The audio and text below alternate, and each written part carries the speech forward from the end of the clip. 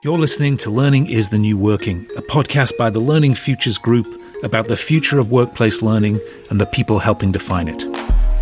And this is the next episode in our Is Purpose Working season, a collaboration with Red Thread Research. Our mantra is that all people have equal access to the future through innovation, scaled innovation in education. That's today's guest, Deborah Quazzo. She's managing partner at GSV Ventures and co-founder of the annual ASU GSV Summit. We're very grateful for the team at NovoEd for their sponsorship of this season. Global enterprises rely on NovoEd's collaborative online learning platform to build high-value capabilities that result in real impact. With NovoEd, you deliver powerful, engaging learning that activates deep skill development and drives measurable business outcomes. NovoEd will host a live webinar later in the season where Danny, Stacia, and I will reflect on what we've learned, the implications for you as learning and talent teams, and take your questions and comments live. To reserve your seat, to get your questions in, and find other bonus materials, please register now at www.novoed.com/purpose. GSV Ventures is an early-stage venture capital fund investing in the education and workforce technology market and entrepreneurs who are disrupting that $6 trillion worldwide sector. The ASU GSV Summit, which you'll also hear about, celebrates those innovators and their innovations across the pre-K to grey learning market and brings together investors and startups in the talent landscape. Now, there is a lot of concern and very much written about the lack of diversity in the venture capital industry and in many VC-backed startups. If that's the case, then GSV, as their mantra may indicate, is clearly an outlier. We believe that equity and access are critical threads that have to run through that, or we're not going to get to the end goal. They lead and invest with intention and purpose and believe strongly that it can lead to better outcomes in the startups that they invest in. In this conversation, Deborah shares her philosophy on why purpose leads to better business outcomes. She shares her 5 P's of investment. Spoiler alert, one of them is purpose. And how the pandemic has had a counterintuitive impact on the overall sector. Stacia Garr and Danny Johnson, the women co-founders and owners of our partner Red Thread Research, sat down for the discussion with Deborah, and I tried to keep my mouth shut. Listen to the end, and you'll hear the three of us debrief this conversation in the context of our whole season called Is Purpose Working?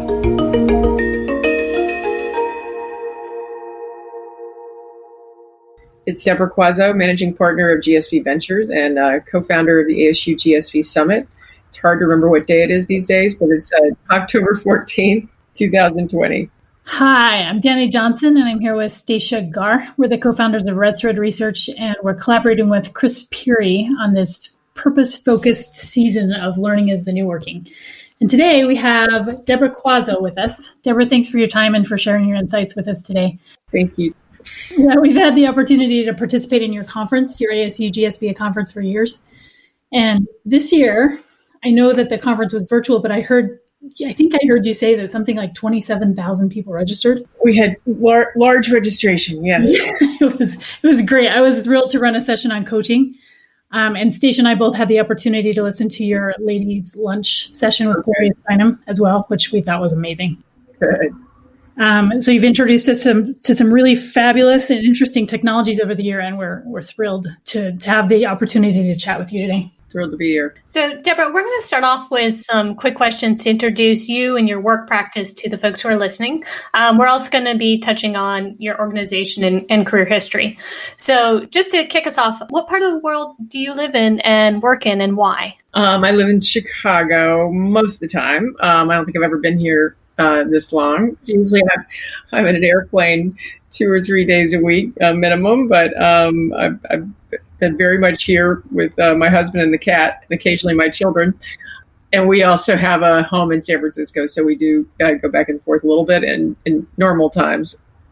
But I moved here many decades ago. Downtown Chicago is a great place to raise children for someone who wants to be in an urban setting, which I did and we did. And so our 3 kids all grew up on Lake Michigan and went to school here, and one of them moved back. Well, that's a success, right? If you get one of them back. It is, yeah. So then can you tell us what's your current job title and how would you describe the work that you do? Yeah, I think that my current job title is sort of two things. It's the managing partner of GSV Ventures, which is our venture fund focused on education technology, primarily early stage investments, although some portion of the fund is later stage investments. Co-founder and sort of general manager of the ASU GSV Summit that you all referenced a little bit earlier. We view them as part of a platform. We're singularly focused on the education technology sector globally. And we view the ASU GSV Summit as a flywheel for our investment activity and vice versa. So typically would have 5,500 people live in San Diego for the summit.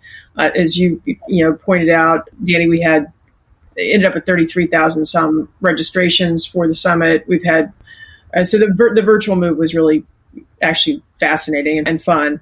And we do view them, the two organizations, as sort of inextricably linked, although they're separate teams and all that sort of stuff.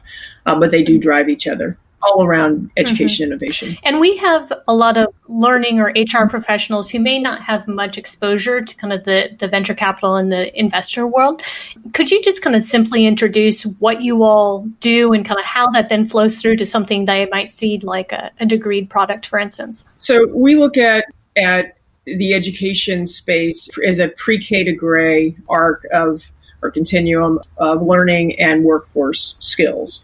So we look for investment all across that spectrum. Obviously, there's only a part of that spectrum that's relevant for HR leaders or L&D leaders, et cetera. And frankly, that would be both higher ed and adult learning, workforce learning, enterprise learning. We are investing in companies and seed and Series A companies in all those sectors, although we have plenty in and I say higher education and workforce because I think as most everyone at this point who is in those important jobs realizes that there's a very much a coming together of the higher education and the workforce sector. These are continuums. They are not siloed. Historically they've been very siloed. K-12 siloed, higher ed siloed, workforce siloed. And I think it's a very positive development that the siloing is being very much broken down, and one feeding into the other and vice versa. In a movement to lifelong learning, which I think is also something that was not embraced for a long time and has very much been embraced today. So we're biased towards platforms. So Degreed, for example, in the enterprise space is a platform. They're content neutral.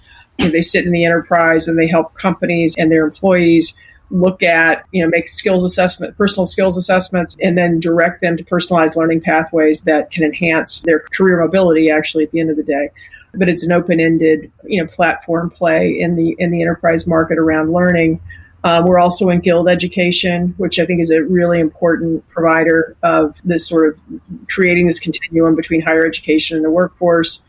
They have an enterprise platform that is basically supporting enterprises and delivering higher education to their employees, and in this case, frontline workers. Kind of along those lines, Deborah, I mentioned that you have introduced us to some really interesting technologies over the year.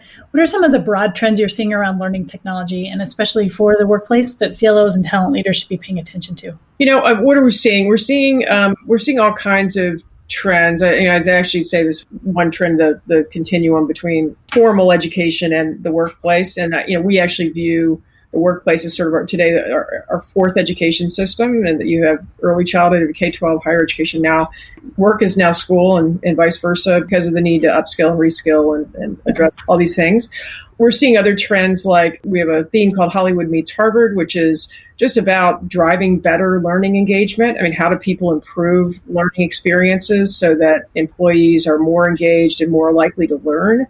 We're seeing a modernization. I think I've introduced you all to Athena, but that's in the compliance space around harassment issues, and a very modern delivery of learning. It's received incredible uptake by some really great companies. So I think very big trends around things like that. Knowledge as a currency is another theme we've had for a long time, which is really that, your sort of formal degree or whatever that you got out of our traditional system is no longer enough. You've got to have lots of other things that flow liquidly, whether it's certificates, whether it's badges, whether it's whatever, that people are going to need other learning credentials to give them additional professional currency as they move forward. So we're seeing a lot of, I think, very fruitful trends. So a lot of what you shared in many ways could be seen as purpose-driven, this focus on education, pre-K to gray, et cetera.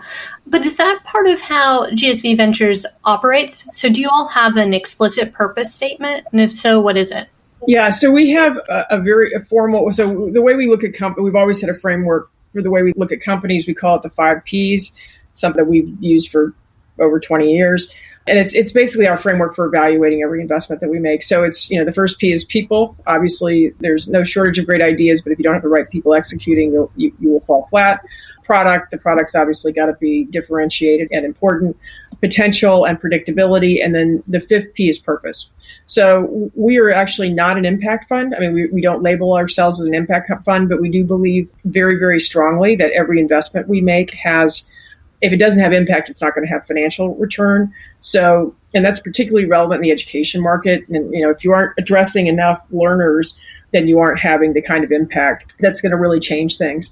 So we do have a strong commitment. We also believe that companies with purpose have stronger cultures and are going to inherently have stronger outcomes. So it is a very explicit commitment on our part. And certainly there are plenty of companies in the education technology space that basically address a very small part of the market and perhaps a very high income part of the market. And lots of people have made and will make successful investments there, but that's not where not an area we pursue. And just again, for our listeners' sake, would you mind just clarifying kind of the difference between an impact fund and how you characterized yourself? Well, impact funds are now a very formal and growing category of private capital, and they can address a whole host of areas. They could be green technology, they could be ag, food culture, but education is an area where there are a number of funds that are impact funds. They have stated returns that they have to deliver against impact that are provided by the funders of those funds. And sometimes impact funds have delayed longer time horizons for returns and lower return thresholds. The important thing for us is that we want to be a market return driven fund. So we want to be the most successful education technology company fund in the world. That's certainly our objective, on behalf of people who supported us and backed us through their LP investments. And we do believe that if there's an extenuated return profile or a return profile that's longer than a market return profile, then perhaps the organization is not having the kind of impact we need it to have. We want to be a market return driven fund, so we want to be comped against venture capital funds that are doing the same. And that's the reason I asked you to kind of clarify that is one of the themes we've had going through the podcast has been this question of organizations, or in your case, funds that are directly focused on purpose versus those that kind of incorporate purpose into all of the other things that they do, more akin to the stakeholder capitalism model versus the shareholder capitalism model. So I think it's really interesting to kind of see that you're thinking about that in a similar way to what we've been talking about across all these different organizations that have been on the podcast series. Exactly. So, Deborah, we know that a lot of your almost all of your technology is education focused. You've also introduced us to a few that are more diversity and inclusion focused. Yep. We know that's very intentional. Talk to us a little bit about how your organizational purpose shows up in the work you do. And I'm thinking specifically because I just participated in the ASU GSV conference. It's always very aspirational. You work very hard to make it inclusive. So talk to us a little bit about the purpose of that. Yeah, well, thank you. We have worked really hard, really the whole 11 years that we've worked on the summit. So, our mantra is that all people have equal access to the future through innovation, scaled innovation in education. We believe that equity and access are critical threads that have to run through that, or we're not going to get to the end goal of all people having equal access to the future. So we leverage the ASU GSV Summit to really talk about talk about lots of themes. We have, whether it's artificial intelligence or whatever, but one of the really important threads is equity and access. So this year we had a full day dedicated to truth and reconciliation and a series of conversations, actually a full day dedicated and a second day, it was one of the channels. And we had everyone from Isabel Wilkerson, who just wrote the extraordinary book Cast that Oprah is actually very focused on. And if you haven't read it, you ought to read it tomorrow. It's just such one of the best books I've read in a long time. To Eddie Glaude, who's a Princeton professor, who just wrote a fantastic book called Begin Again about James Baldwin.